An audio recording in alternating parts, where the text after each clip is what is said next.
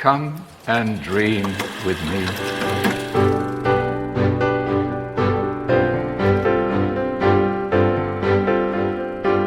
Hello and welcome to What Do You Want to Watch, the Explosion Network's premier media podcast. Every week we get together and talk about movies, TV, and online content and help you answer the question, is Bluey the best TV show going at the moment? I'm your host, Hash Shelby. Joining me today, Dylan Blight. Probably.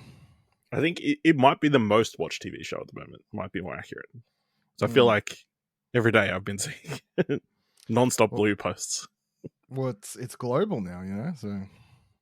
Yeah, I mean, I'm assuming now they're releasing it in America at the same time as they're releasing it over here. I think there was a delay before, but I've seen a lot of people reacting to that in America. Yeah, the new episode. Okay, I saw a lot of Australians reacting to it. I haven't seen any Americans, but it could be, yeah. Yep. So, Bluey, big 28-minute episode this week that apparently had a lot of adults crying in front of their children. They move. Or do they? They get fish and chips. There's a wedding. It's beautiful. Anyway, on today's episode, we'll be talking about what's in a watch this year, going over some film news, giving this week's top 3, giving some thumbs trailers, and we'll do an update to our What Do You Want to Watch movie critic fantasy game. We'll kick things off with Civil War, one of the most divisive movies Iron Man, of the year. baby. Oh, sorry, no, never mind. Sorry. Keep going. Sorry, I thought that was... A24 Civil War, directed by Alex Garland, written by Alex Garland, which follows a group of journalists in the final days of the American Civil War. The second one. A modern American Civil War. Who decide to go to Washington, D.C. to interview the president before he gets killed, they believe. Kristen Dunst plays Lee something. Lee, that's all I remember. Lee, a decorated war photojournalist who did a lot of photography overseas. Then you've got Kaylee Spaney, who is an upstart photojournalist who kind of talks her way into joining the group to go to. She's like, this Washington. seems like it's a good time to have a career aspiration. Yeah, this is what I want to do with my life, and I think I should follow you after you save me from an IED. I think that's right. Yep. Obviously, this movie has gotten a lot of coverage, and also it's been quite divisive, basically because of a lot of the lore around the movie, which the movie isn't really interested in. Which it's not really the important story here. I really enjoyed it. I thought it was a fantastic movie. Really thrilling at certain points. Obviously, it is really just a story about these journalists or photographers covering the events of a war. I think this movie, we've seen this kind of movie before, but it's always somewhere else. It's like in Korea or some other war-torn area. It's just kind of more impactful that it's in America. And, it's definitely a road trip movie, kind of, where there's little snippets, there's different little it's a little stories. Road trip movie, right? Yeah, absolutely. Yeah. There's all these little encounters and that kind of things, some more harrowing than others. And yeah, I think it's really well done. Great performances. Kristen Dunst is fantastic. Kaylee Spaney, brilliant. Someone I probably need to see more stuff of. Yeah, I thought it was brilliant. Dylan, what do you think? Yeah, I got everything you said. Just again, I feel like this is one of, alongside Dune Part 2 is one of the best movies of the year so far, easily. It has, I guess, everything you said is correct. I think, I especially think Kirsten Dunst is fantastic in this. Says so much with so little in every scene she's in, which is just fantastic. Also, Wagner Moura is really, really good in this. And I think unless people he's most known for Narcos, but this gets to show another side of him to English American audiences, I guess. I think it is probably one of the best modern war movies as well. Like I was trying to think of like what other sort of war movies come out in recent memory that had the same sort of effect that this has. I can't really think of anything else. Like with like war movies sort of got turned into an American propaganda genre. Yeah. So I think this is like the first one I've watched in ages where I was like, wow, that's like it's an anti-war movie, but it's in a war zone. Yeah. Whereas a lot of other Americans are like, yeah, America being in war's cool. Well, there was an interview of Alex Garland I watched today where the interviewer asked him about everything that people were making fun of, the Texas and California teaming up, and he was like, well, and his answer, long short of it, was literally the idea was to show that in a even two opposing political states would team up in this in an event where somebody is doing something even worse than there's a tyrannical president that's that bad that he's like, I purposely sort of teamed up two very different politically ideological states. That was the whole idea, and everyone when the trailer out was like, this movie's dumb. I feel like I also feel like this movie plays different to anyone not from America, because maybe I don't have those close ties. We don't have, not everybody in America, anyone outside America doesn't understand maybe 100% the political ties to within America. I feel like most people, because America's like the most obviously like I think everybody outside of America is like, oh, California, Texas, they're big states. I understand. They show up in all the stuff. It makes sense they'll team up. Florida, it makes sense that they'd be taking over a bunch of people. All those Florida men going over the place. Before the movie came out, a lot of people, I saw people theorizing online, it was because they were like highly high population of like non-white people in those states, and they were theorizing that could have been the reason, which he's like, that maybe as well. But, anyway, it doesn't matter. Ultimately. I mean, the potential is there that if Alex Garland wanted to, he could do a full. That's his last movie. No, like in another format or something, he could just like fill out the background lore. But I don't think it's important. No. Really, I don't think it's important. It doesn't need to be. The whole point of the movie is. I think the movie actually makes it very clear why certain groups have decided. I mean, it can, but again, the thing is, it doesn't matter. Like the movie, it's not the most important element of the movie. The movie starts 14 months into a civil war. It says, here's what's happening. These sides are fighting. Let me show you something bad this side's doing. Let me show you something bad this side's doing. They hate each other. The movie's from the point of view of journalists trying to do straight journalistic work, which is, neutral ground, just there to capture it as it is and send it out. Not there to have a say, not there to pick a side, not there to, just take and pick it out. Which may be the most unrealistic element of this movie. Yeah. The fact that these journalists are not constantly shot at in all these situations.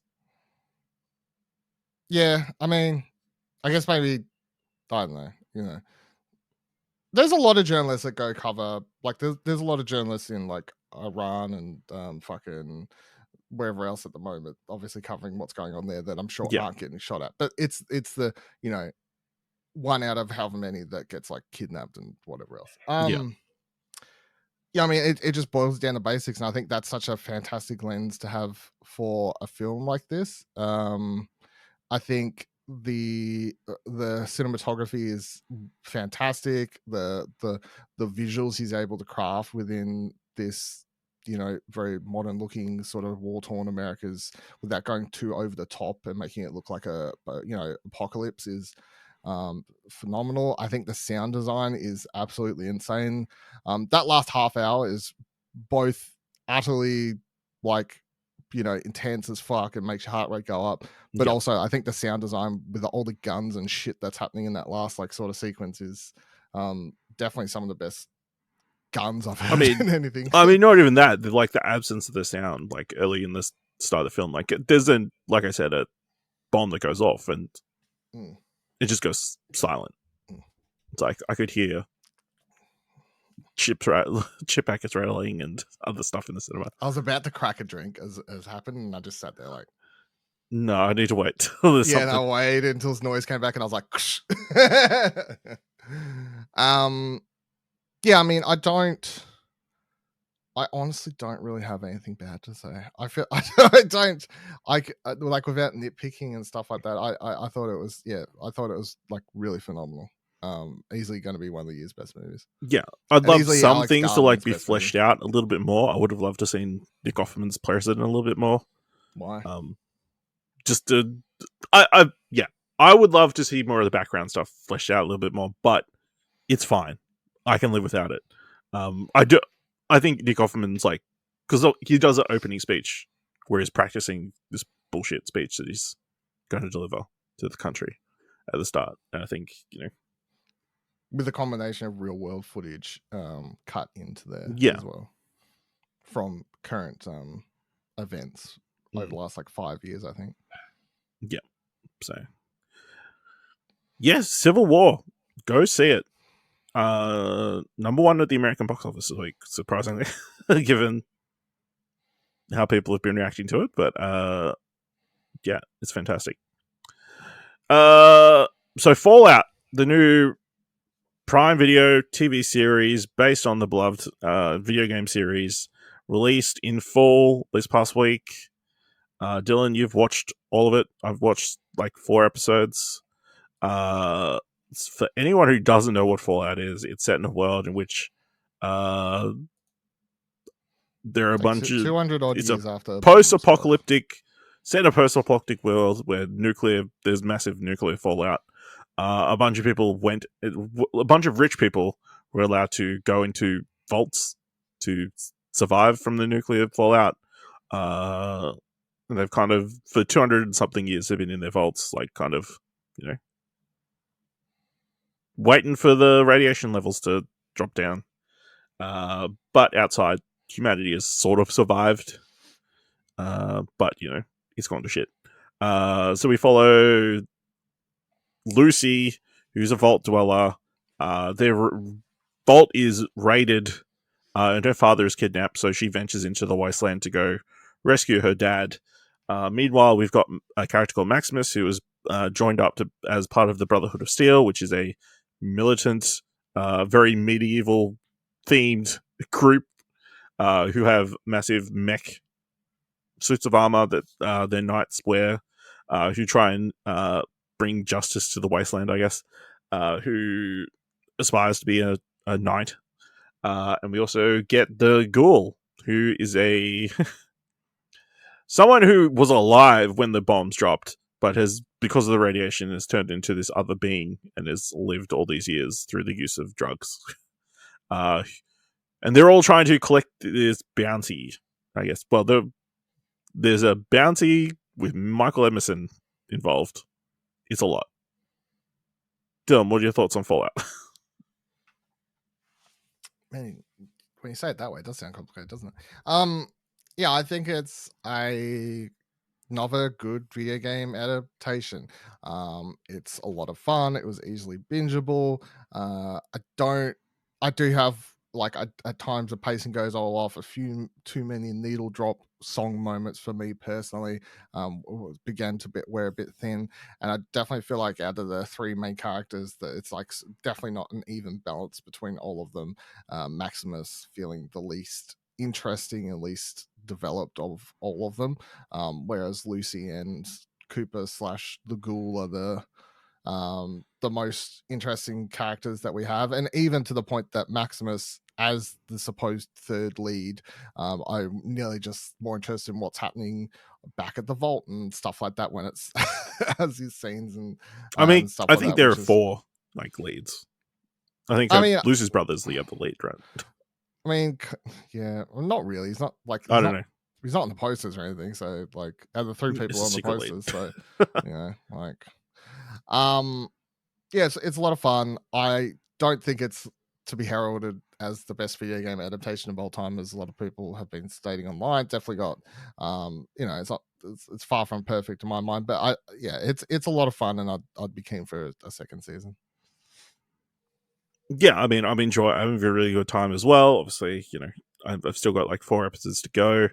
I think they've done a fantastic job of bringing the world of the video games to life, like in a real feasible way. Like the vault tech suits and the Pip Boys and all the different weapons. You see a junk jet gun at one point. Even the gun that the Ghoul uses in his first big shootout where he's got like exploding bullets. That's really cool. Very violent at times. They've done a fantastic job bringing it to life, and like I'm enjoying all the lore that they're introducing to the world. Obviously, this is an original story set in the world of Fallout. In the other games, they're like set in other cities. This one is set in the remnants of Los Angeles. But yeah, they're also like filling in a lot of the backstory that we probably would not get any other way in the video games, because they're set 200 years after the events of the bombs dropping. Yeah, Walls and Goggles fantastic. Ella Purnell's fantastic. Yeah, the needle drop thing, I get. How do you feel about the discussion going around about this show in particular about it being dropped all at once? Do you think it would have the pulling power to have been released week to week? Hard to say because I binged it. So yeah. In general, I lean on the side of enjoy a good week to week. I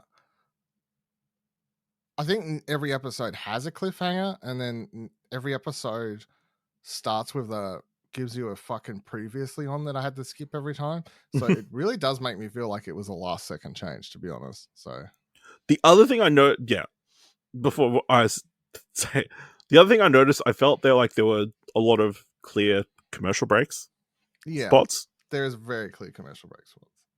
Which maybe they designed knowing that they were going to introduce ads on Prime Video. Prime, yeah. Which I haven't had ads here, so that might just be an American thing because I feel like it's tough.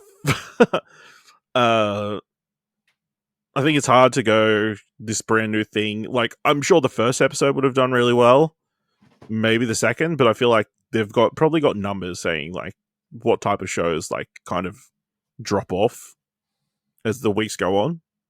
Like, do I think this show could have sustained a weekly audience like every single week? I don't know. So, and I don't think across the board every single show can sustain a weekly audience. I actually feel like if I was to pick who's sort of got it the right system, I feel like Apple has the right system. How most of their shows they drop 3 episodes and then go week by week. I feel like that's a good way. 3 episodes is enough for people to binge 3 and go, "Oh, I'm into this or not," and then get them hooked into going week by week thereafter. But sometimes one isn't enough to really sink your hook into someone. It's true, but I also feel like there's a lot of shows that people will just like put on the back burner if they have to wait a week and just never end up getting back to. Guess I don't know. It's worked for them either way because it's all everyone's talking about this past week. But I feel like this show has gotten the most advertising I've seen for anything so far this year. Maybe it's just because of the algorithm. Like, it's popping up everywhere. Yeah. It's like bought ad space on like every single gaming website except ExplosionNetwork.com. And to advertise itself. But Fallout, I'm looking forward to finishing it. Dylan really enjoyed it, so check that out. Right, I went to the cinema and watched Robot Dreams. So this is the Academy Award nominated film from a team in France, I want to say. It's a Spanish-French independent film. It's written and directed by Pablo Berger and is based on the comic of the same name by Sarah Varon. So it follows it's set in an anthropomorphic world where a bunch of animal-like humans, I guess, you know what anthropomorphic means. Yes. They're animals that move on their back 2 legs. So it's set in 1980s New York City, and a dog is living alone in the city and is being very lonely. Give a dog a dog. So he sees an ad on television to get a robot friend. So he immediately calls gets a robot film friend, builds it himself.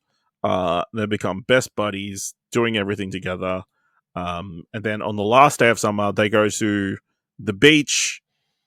And they're playing at the beach.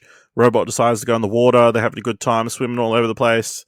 They go take a nap on the beach. When they wake up, everybody else on the beach is left. And Robot can't move any of their limbs.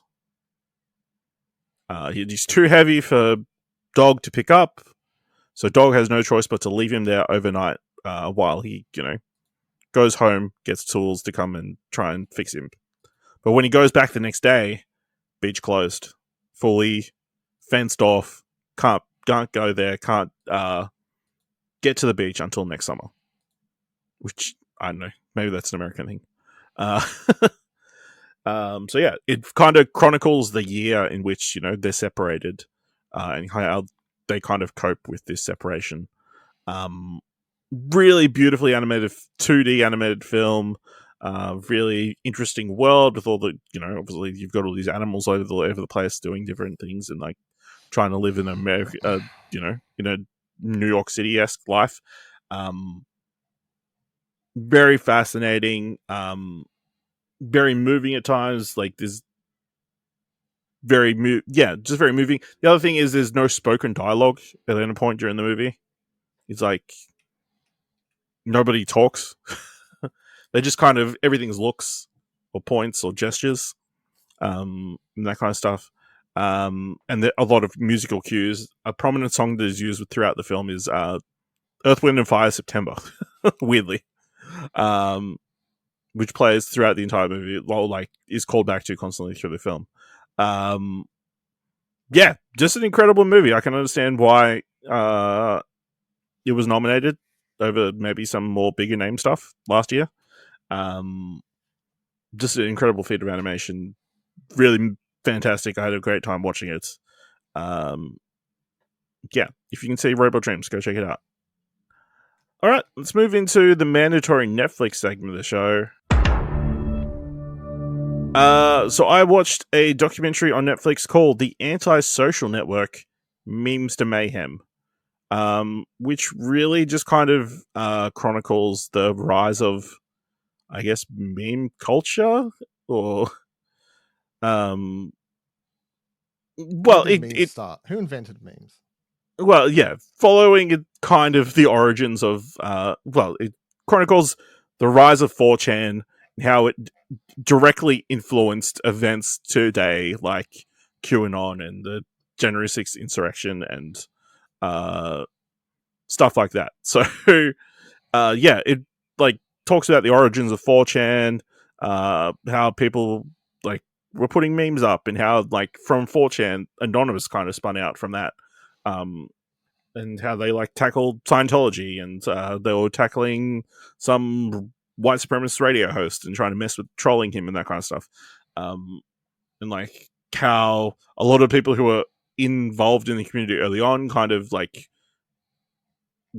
fell away from the hacker community that was kind of part of the 4chan community. Then they also talk about Gamergate and how that like influenced 4chan, and then that also then spun off to 8chan because the people behind 4chan didn't want them talking about Gamergate. Really, when on you 4chan. explain it like this, it sounds like the dumbest shit ever. I mean, it really was the dumbest shit ever. Anyway, Gamergate's back, so yeah, and it's probably the same sort of people who were on about it the first time, getting very cranky about some sort of innocuous connections between two people. Yeah, I mean, we've seen these kind of documentaries before. I mean, it goes, a little bit slightly different rise. Like, obviously, we had that massive documentary about QAnon that we both really enjoyed. The binge one, or whatever. It was on binge. Yeah, the binge one. The guy in the wheelchair, who's in this one as well. The creator of HN. Of course. Get that. Yeah. Get the paycheck, yo. I'm surprised. He's still alive, so good for him. Yeah, it's kind of like details all these key moments throughout, history and how it's connected to the origins of 4chan, and it was really like. This also explained like a bunch of different memes that I've seen, like the origins of that, the I was like, which meme did you need explained? just a lot of bad ones that I don't feel like I can repeat on the internet. Because obviously one of their first things was they got really upset that they were banning what was it? Haribo Hotel was the thing? Yeah. Yes. At one point, they banned a lot of black people from black avatars from the game for some reason. Mm-hmm. So all the people in 4chan decided, oh, we'll just create a bunch of black characters and we'll just stand by the pool. Mm. And say, we're saving you from AIDS or something. I can't remember. Yep. AIDS is involved somehow. Yep. And then that spawned into a thing online. So yeah. Lots of interesting tidbits in this documentary that do like give background reference, I guess, if you're not a person who's constantly online. Or familiar with the origins of all these meme culture things. So yeah, I mean it was a fun watch in that regard. So that was the Antisocial Network, Memes to Mayhem. All right, that's everything in our watch history, and let's move into a little bit of film news. And this week, CinemaCon took place in Las Vegas. Of course, CinemaCon, a big, convention that's mostly just cinema exhibitors. Say, so it's a selling your movie to cinemas, right? That's really what it is. Yeah, it's like what E3 originally was. Yeah, it's like, them hey, showing here's our movie. Get exhibitors. excited. You want to, for cinema owners, like especially independent ones or whatever, you want to like buy into this. Like you want to like put this this is going to on, be successful. You want to put many this screens on as 6 possible. of your screens. Yeah. Yeah, so a lot of the studios have like presentations. A lot of it isn't for the public. Obviously, we only get like secondhand news through journalists who are there, who have their reactions. I thought the easiest way to cover CinemaCon is with this week's top 3. Definitely in the top 3. This week's top 3. Top 3 most anticipated films from CinemaCon 2024. Dylan, what's your number 3? My number 3 went with Deadpool and Wolverine. Can't escape the, everyone said that they got shown a bunch of stuff. There was a bunch of swearing and violence. All right, sounds good. In a world where like I know a lot of Marvel stuff gets me excited, who isn't going to be looking forward to Deadpool and Wolverine? Who isn't looking forward to this movie? Most people are looking forward to this, right? Yeah, absolutely. This is going to make a lot of money. So that's my number 3. All right. My number 3 is Twisters. Apparently, it looks fantastic. Lots of massive scale Twisters. They're Glenn Powell, Anthony Fucking Ramos. Margot Robbie just producing board game movie after board game movie after board No, game. Ridiculous. We haven't gotten to that. Monopoly, We're talking about Twisters Sims, as in the weather Twister. event. Oh, like, okay, sorry, my bad. And Daisy Edgar Jones was there. They tried to depict actual Twister on stage with a fan and an inflatable cow, apparently. I'm sure it was a good bit. And apparently they're going to, in America at least, they're going to have tubes that you can go to. You can go in and take photos of I thought it was they're going to have they're just going to create Twisters. Send them to they're going to create mini Twisters in tubes for photo ops and that kind of stuff. Right, cool. So yeah, I mean, I'm excited. Glenn Powell, he's cool. I mean, I only watched Twister for the first time a year ago, so sure. Yeah. Worked out. I haven't watched it yet, so I'll have to rectify that. There you go. Dylan, what's the number 2? My number 2, I went with Kingdom of the Planet of the Apes. The more and more I read about this film, the more and more it makes me want to rewatch the other ones. In particular, the last. I feel like I saw someone tweet something today that was like, man, the Apes franchise is probably the closest to Christopher Nolan's Batman franchise.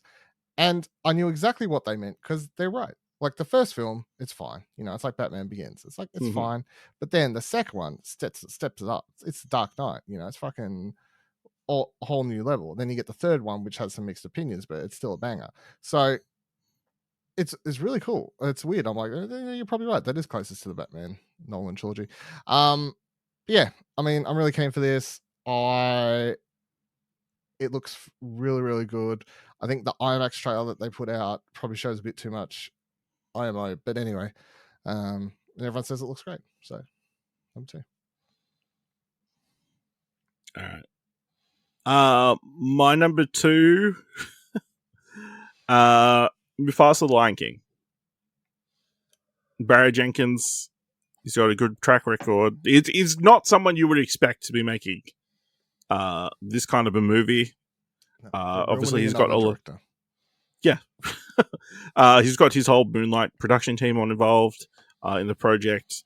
We're going to have a bunch of new original songs from somebody who's not allowed to say, but feel free to speculate. Beyonce. Probably. She was involved in the first one, so why not? Childish Gambino. Could be. Name any African American music artist who's a massive deal. He got Brockhampton back together.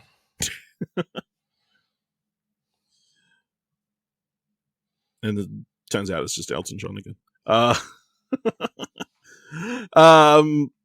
Yeah, I mean, I'm keen to see what this vision is, obviously, you know.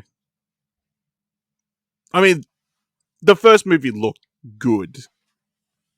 Just obviously, you know, we're comparing it to the cartoon. So, doing a completely new story with the art style or that in mind could play differently. So, yeah. I'm definitely keen on that. So, Dylan, what's your number 1?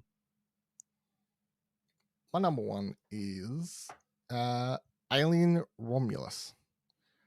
Everyone said it was very good, gory footage shown. The main character, Fede Alvarez, has a fantastic track record with horror movies. So, you know, after a few mixed films from Sir Ridley Scott, I'm very keen for a new fresh director's eyes on this. I think is what I'm looking forward to the most. All right. My number 1, Mickey 17, the new film from Bong Joon-ho, which has been delayed till next year. Robert Pattinson stars Mickey 17 as a disposable human on an expedition to colonize an ice planet whose body can be regenerated each time it dies. Apparently, the footage was very out there and wacky. And I'm keen to see Robert Pattinson die a bunch of times, you know, on screen. I just wish it was coming sooner. And it might. We'll see. Yeah. So I've got a few other tidbits or like kind of announcements. So you kind of hinted at before. It was announced that Lucky Chat, Margot Robbie's production company, will be bringing the Monopoly movie to the big screen. What are your thoughts on a Monopoly movie? It's less the Monopoly movie and more the fact that like they announced that she's producing this and the Sims. Oh no, it was Sims, wasn't it? Oh yeah, she's doing involved with the Sims. I think. Yeah. Is this just going to? Is this all she's going to be like? And by her involvement, I think it's going to be very minimal on all these things. But it's just very weird that it's like, man, that Barbie movie did so well. Let's ignore everything that made that movie a success and just focus in on the like. It's a board behind game the scenes person thing or like you know, whatever, and then let's just get Margot Robbie to agree to put that on the poster, you know, from the from Margot Robbie, executive producer of Barbie, put that on the poster and these movies will do well, because that's all I feel it is, right? Yeah, probably. It's very weird that she's involved in both, and like, why not? I mean, they're probably like, hey, we trust you. Here's this IP. Do something with it. I don't know. Is it the origin stories of the Monopoly Man? That's what I'm hoping for. Well, he's the brother of Colonel Kentucky, right? Colonel Mustard. Colonel Mustard. I think they're connected, right? Yeah. Who should play the Monopoly Man? Old mate. There Will Be Blood. Daniel Day-Lewis. It's a Daniel Day-Lewis, yeah. Yeah.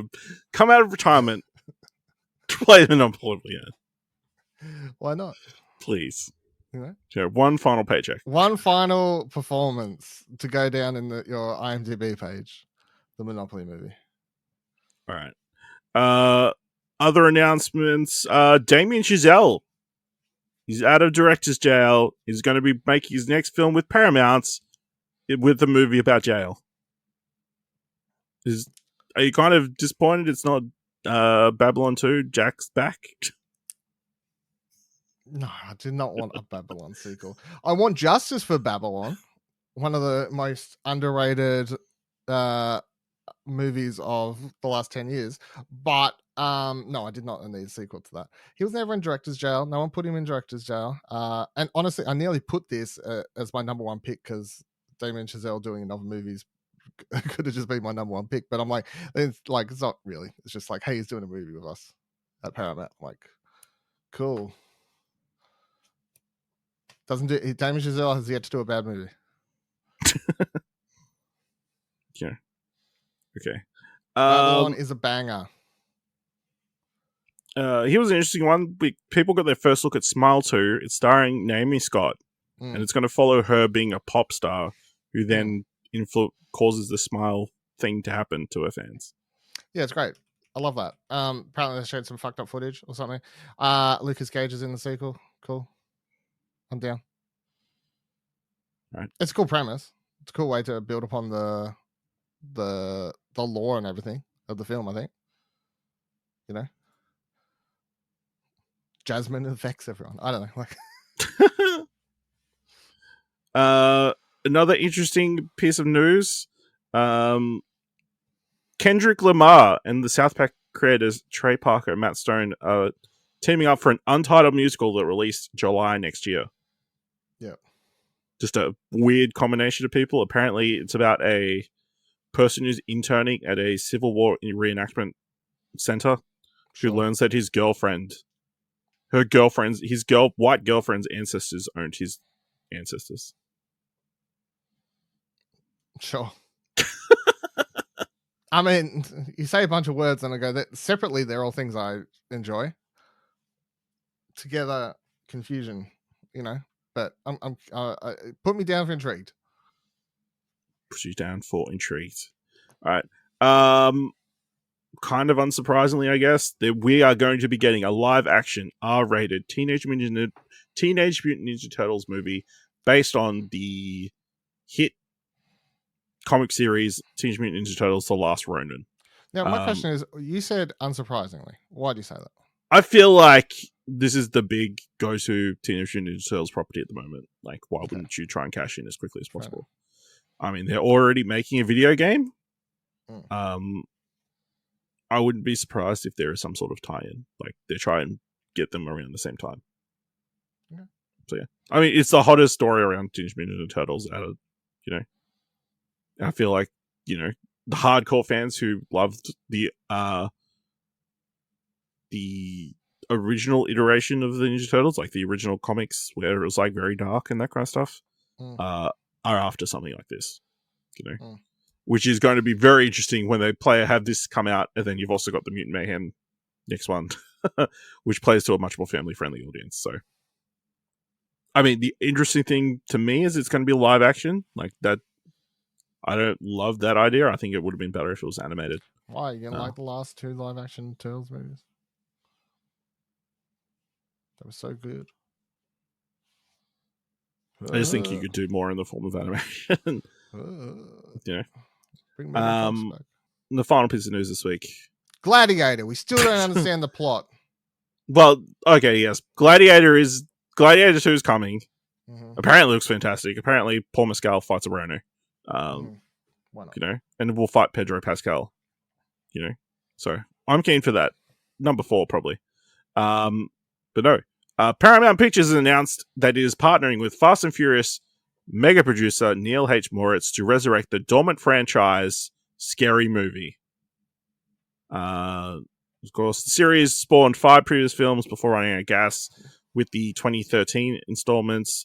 But of course, horror has continued to be a major force at the box office with movies like Five Nights at Freddy's, Smile, and Vegan, drawing big crowds. So there's lots of new material for the Scary Movie team to parody. Dylan, what do you think about them bringing back Scary Movie? It was magical and it was magic in a bottle for a short period. You cannot and will not recreate it. They will fail. And no, that's my thoughts.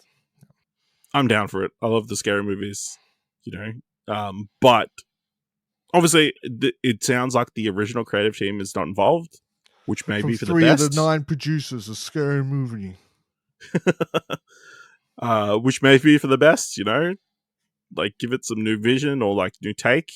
I mean,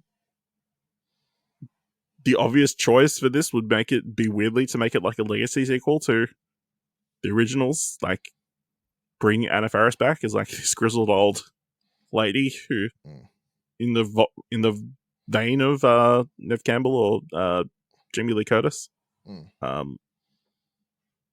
But yeah, I think in concept it's a cool idea. In the execution, it's like, I suspect it's going to be very difficult. How do you hit the right tone to like work in present day, but also ring true to the tone of the original movies? And yeah, I don't know. Does that type of parody, does that type of satire work? I also feel like some of the problem is that when Scary Movie came out, it was following and it was parodying huge at the time. Like the 90s horror movies were massive, right? They were massive at the box office. Like you had all these big franchises coming out at the time. Now, horror movies, of course, every now and then you get one that does really well at the box office, but I don't know if there's collectively enough superstar horror franchises now that you could parody that everyone like yourself would collectively be in on the jokes, because you're like, oh yeah, it's Scream, it's I Know What I Did Last Summer, it's fucking this, it's Steven Spielberg, fucking, it's, like whatever. I just don't know if the collectively it carries that same parody weight to it. Yeah, that's true. I feel like that also plays into, do you do it like surface level parody or more nuanced parody? Can you pull off a more nuanced? The first movie was, it's a parody was Scream. Of Scream with some other jokes in it. Do they just? I don't know. But I'm keen to see them try. So, I mean, the other piece of news this week is that the full list of films to be shown at this year's Cannes Film Festival has been released. So that means it's time to catch up on this year's What Do You Want to Watch Movie Fantasy Game. We're going to each pick 2 films from the Cannes to add to our respective picks in the fantasy game. So I'll do a quick update. As we're sitting here right now, the scores currently, Dylan with 67 points and I'm with 50 points. Fuck winning yeah. Ahead quite comfortably. Of course, Dune a big winning big point together for Dylan at the moment, with 28 critic points and 20 box office points, seeing as it's number 1 at the box office worldwide at the moment. Still early days yet. I will say you did have a big hit with Imaginary, which lost 19 critic points, which was not a very good release. And a lot of my movies have still got to be released. Damn you, Jason Blome. I will say I've had 2 early hits this year with both Mickey 17 and Ballerina getting pushed to 2025. But they also offset by your choice to pick Spider-Man Beyond the Spider-Verse and Paddington Peru, which probably will not be releasing this year. So Paddington might get it like a festival run beforehand, so you get some reviews, but we'll see. But yeah, so seeing as you're the loser from last year, Dylan, you get the first pick out of the Cannes releases for this year. So what's your first pick? Kinds of Kindness. Take that Yorgos Lanthimos film right out. Yorgos Lanthimos. Thank you. Take that film that I assumed you would have taken if I didn't. So grab that motherfucker. Take that Academy Award winning cast and director and what are you doing, director? But yeah, take that film. What a weird teaser trailer too, hey. Yeah, absolutely. Emma Just, Stone dancing and just cut. I mean, it worked. Yeah. I'm like, yes, I want to see this movie. Mm. I want to see it uncut, the dance. Yeah. My first pick is going to be The Apprentice, which is the film from Ali Abbasi, whose previous films include Holy Spider, Border, and Shelley. He's a prominent Cannes regular. His Rotten Tomato scores are generally pretty high. Directed a few episodes of The Last of Us. But The Apprentice is the upcoming film in which Sebastian Stan plays Donald Trump as follows his career as an early business person in the 70s and 80s. So yeah, I guess this one could go either way, but I'm hoping based on the pedigree of the director, it'll be a high score. All right, Dylan, what's your second pick? Second and final pick for Khan. Megalopolis. Megalopolis. Francis Ford Coppola sold his house, sold his kids, sold his family, sold his comic book collection, to get the money, and he's made, his what will presumably be his last film. It has to be good. I fully believe. Last time he sold everything, he made Apocalypse Now. So history repeats itself. All right. My second and final pick will be Anora, which is the upcoming film from Sean Baker, whose previous films include Tangerine, The Florida Project, and Red Rocket, all which did very well at Cannes or at film festivals. Apparently, it's a romantic comedy starring Mikey Madison, who previously appeared in Once Upon a Time in Hollywood and Scream. The 2022 one. Okay. She's the girl who gets lit on fire in both those films. Yeah.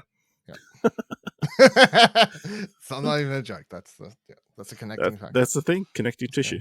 So yeah, with that pedigree, again, I'm banking on pedigree to get some points. So yeah, so I'm looking forward to see how those play at Cannes.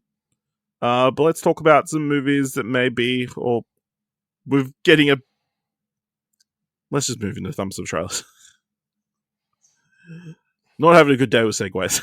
Of course, you can find all the trailers we're about to talk about in the show notes below. First up, we've got Maxine. Got to pronounce all those X's. Directed by Ty West, starring Mia Goth, Elizabeth Debicki, Moses Sumney, Michelle Monaghan, Bobby Cannavale, Lily Collins, Halsey, Giancarlo Esposito, and Kevin Bacon. In the 1980s, adult film star and aspiring actress Maxine Minks finally gets her big break. However, as a mysterious killer stalks the starlets of Los Angeles, a trail of blood threatens to reveal her sinister past. Alright, so I think it's a good trailer. I'll give it 2 thumbs up. Trying to figure out the lore here, right? So this is like a sequel to X, and Pearl is a prequel to X? Is that the chronological events? Yeah, okay. Yes. So X is a film in which Mia Goth plays a girl who wants to be a star, and she's doing pornos at the time. And then she also plays, spoilers, an old lady who starts fucking killing people when they go and film secretly a porno on her property. And then at the end of that movie, obviously Mia Goth's character, Maxine, survives. Then they did Pearl, which is a prequel where Mia Goth once again plays the old lady, but as a young woman. And then this Maxine is after years later, where it's based on the trailer. Maxine's like finally got into Hollywood. However, there's someone's like trying to kill her. They've got the real life killer in this. The Night Stalker, which is a real killer, but they're tying it in to say that someone's potentially going to reveal her past, like her bloody past as well, at the same time. Anyway, of course, I give this 2 thumbs up. I've watched the trailer many times. In fact, I think this is easily the best trailer I've watched all year. It's a fucking banger of a trailer. It's pretty good. The music, graphics, everything kind of hits. And it's similar to, like, I thought before when X's trailer first came out, I thought that was probably one of the best, if not the best trailer of that year as well. I remember that being such a banger of a trailer as well, like where It just had so many great moments of like the song, the way it was edited and everything. I don't know who's putting together the trailer. If it's Ty West doing himself, like he's fucking killing it. But like I remember X had the trailer where like there's like the screaming and then there's like the sex scene or whatever. It's like the camera comes down, comes up with the big X, and then like post credit scenes. It's like the cops like coming to pick up the video camera, and they're like, "What?" Ask the sheriff. He's like, "What do you reckon's on?" He's like, "Some fucked up horror movie," or like something like that. It was such a cool trailer. But yes, this looks great. I can't wait. Obviously, I'm super excited for this because I love the other two movies. So I don't think that comes as any shock. No. So this one is releasing in the US on the 5th of July, releasing here on the 1st of August. So, only a month to wait.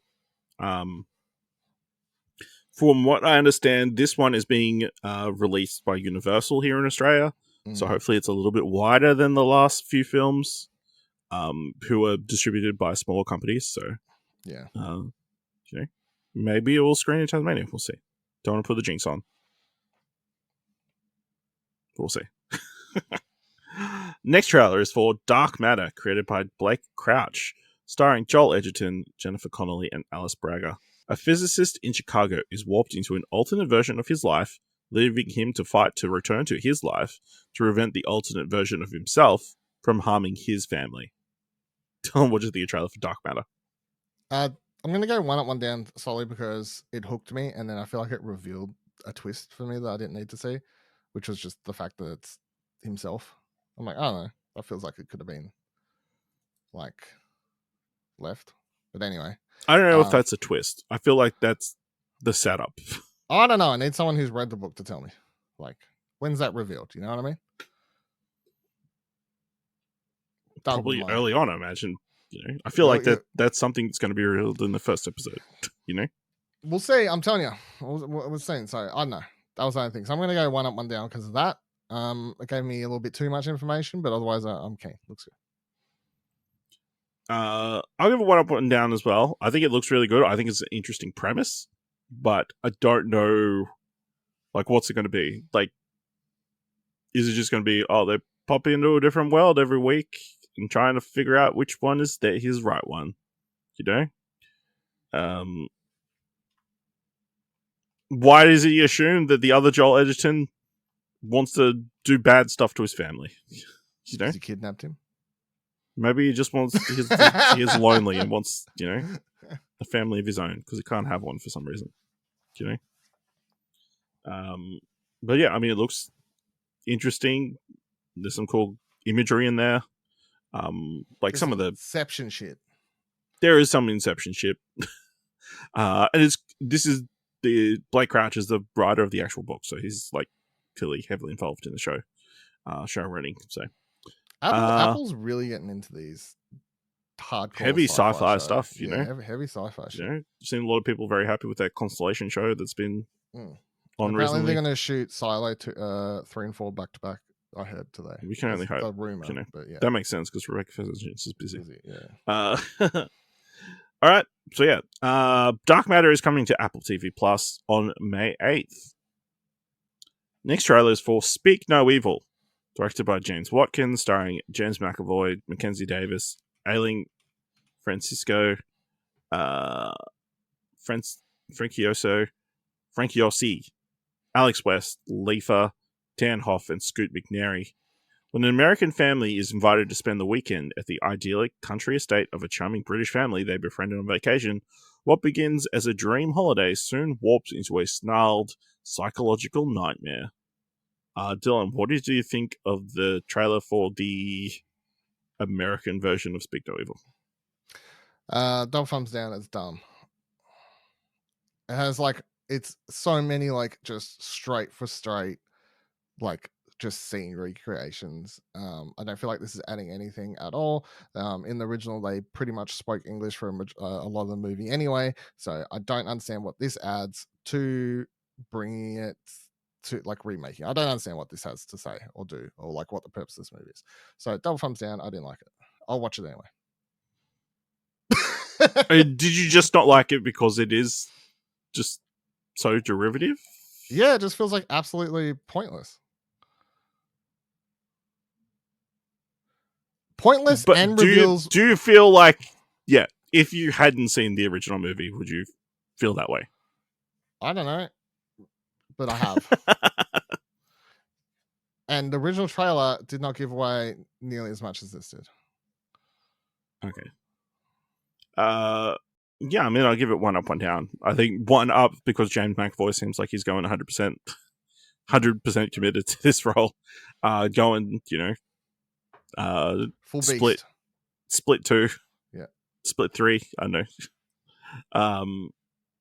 Very crazy. Obviously, yeah. I think it probably does give away too much. Like, it's pretty clear what that kid. He mimes exactly what happened to him. It's pretty clear why he's not speaking. But yeah, I have no interest in watching it. So, but for a different reason than you don't want to watch it.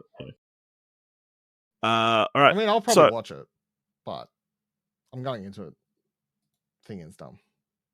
All right. All right. Speak No Evil is releasing in cinemas on the 12th of September.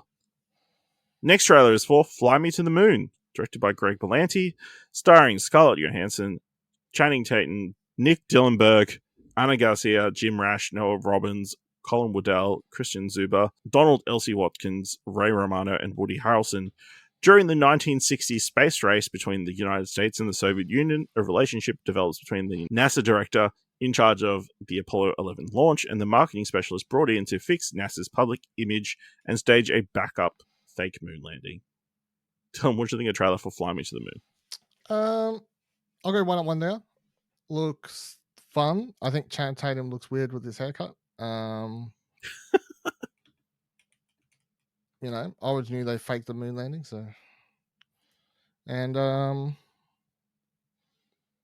yeah, that's about all I got to say on that one.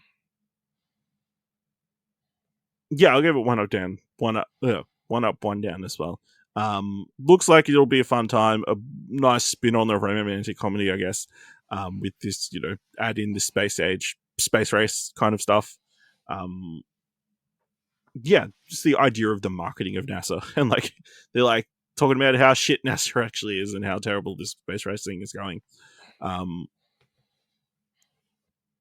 Yeah, I wish they'd dived a little bit more into making the backup film. I'm sure it's I don't know. Yeah, play into how real it is. Obviously, they make the joke at the end about getting Kubrick instead of whoever Jim Rash is playing, which obviously is a joke or a reference to the belief that Kubrick shot the moon landing.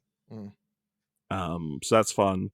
Yeah, Channing Tatum, Scarlett Johansson look like they've got some sort of chemistry. Even though the opening joke is her book's on fire and he puts it out. What a pickup line. How do you not notice your book's on fire? Anyway, Fly Me to the Moon is releasing in cinemas on the 11th of July. The last trailer for this week. Joker, Fully Due. Directed by Todd Phillips, starring Joaquin Phoenix, Lady Gaga, Zazie Beetz, Brendan Gleeson, and Catherine Keener. Failed comedian Arthur Fleck meets the love of his life, Harley Quinn, while incarcerated at Arkham State Hospital. Dylan, what did you think of the trailer for this Joker sequel? Yeah, double thumbs up. Good trailer. Lots of vibrant sets and chemistry between the two. It doesn't really. I think it's good. Well, it's a teaser, right? Or is it? Are they making it? It's a teaser trailer. Yeah. So for a teaser, but it's long enough to be included in the segment. Yeah. I think it's double thumbs up. Fine for this. I do feel like by the full length proper trailer they put out, they better actually tell people this is a musical, or else some people are gonna get really fucking confused. Because this no, that's not what they do anymore. They don't tell you it's a musical until you get in there. Until you you paid for your ticket. The first song hits 15 minutes in, so you can't get a refund. It's fair. Good point. That's how the modern movie musical works. Yeah, that's fair. So anyway, yeah, double thumbs up. Yeah, double thumbs up. Cool imagery. Some artistic, elements. I mean, it's quite in real life, that last shot of her putting the lipstick on the prison window doesn't work. You mean the greatest shot in cinema history, Ash? I have in never... real life. Why was she she wants him to smile like you see on camera. Yeah. But she's standing slightly to the side. No, that doesn't she's work. drawn it off to the side. Yeah, she's drawn it off to the side, but Yeah. then she can't see it. Yeah, correct. It doesn't make sense. Doesn't make sense at all. But I'll have you know that Top But it looks cool. Save cinema by that shot. As the internet has told me many, many times over, this is cinema. Yeah. That shot. I mean, it looks cool. There's some cool shots. Obviously, you've got a lot of stages and that kind of stuff. Really good use of what the world is now. I'll tell really you what. works. The moment I knew that I'm in one camp and not another is I saw someone tweet out like the GIF of the shot, and they said this is one of the best shots I've ever seen in my life. I was like, let's see what else this person tweets. Click on their profile. I couldn't help myself. Click on their profile. Tweet before that. Tell me how shit the Ripley series is and how bad the cinematography is in black and white. And I'm like, well, that's really the decider, isn't it? I'm on here week before, beautiful film, absolutely sensational, some of the best cinematography in anything I've watched all year. And this dude's like, this is cinema, this is trash. I'm like, there's only two types of people, isn't there?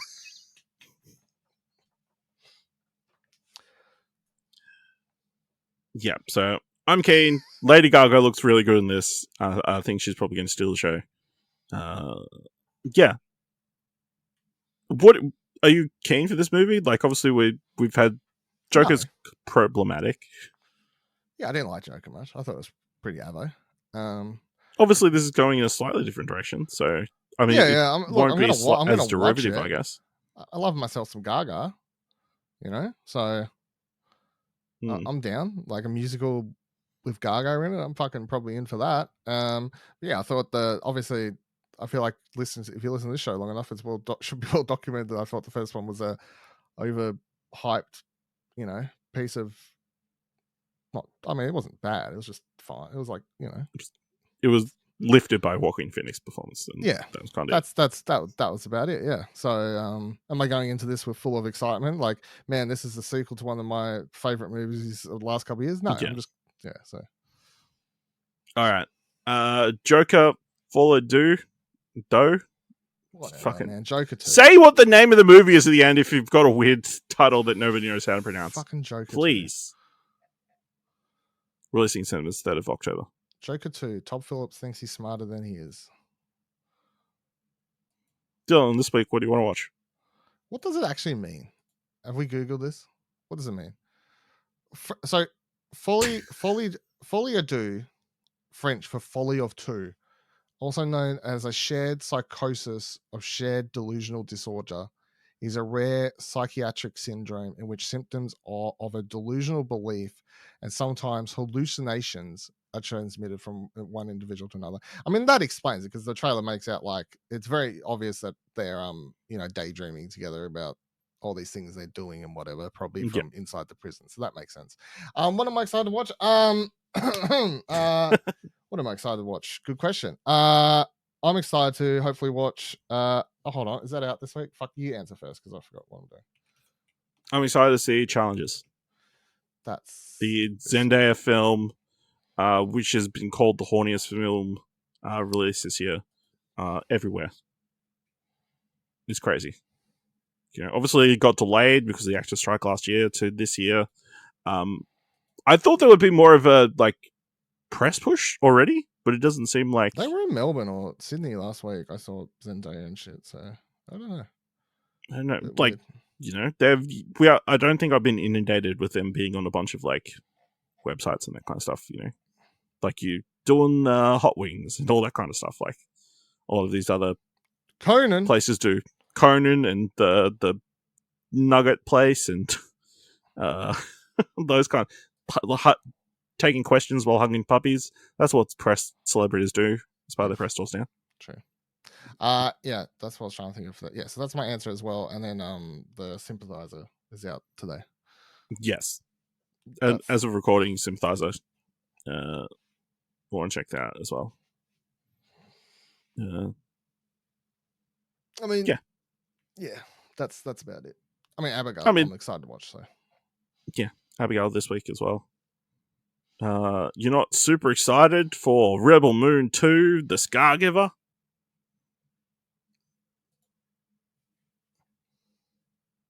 Silence is deafening. Poor Kong and Planet of the Apes. Kong vs. Godzilla, you know? Their big villain, the Scar King.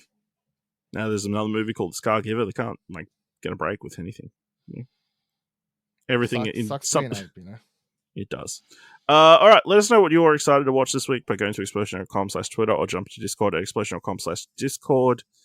If you want to help us out here at What Do You Want to Watch, leave us a review on Apple Podcasts or on Podchaser.